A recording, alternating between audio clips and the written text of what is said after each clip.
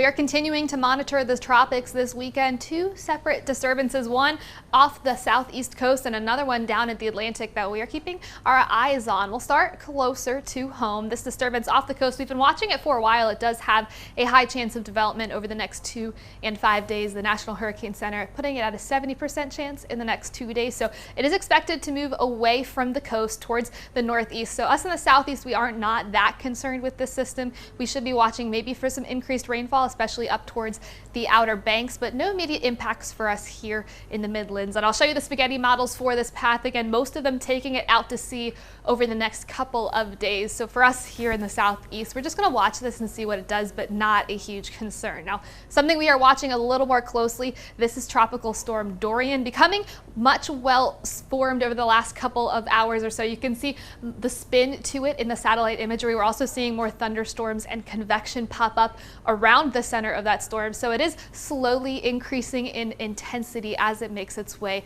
towards the west. Now, winds are moving 50 miles per hour with this system, and it is set to move towards the west before turning slightly northwest towards Hispaniola. So that's what the models are saying right now.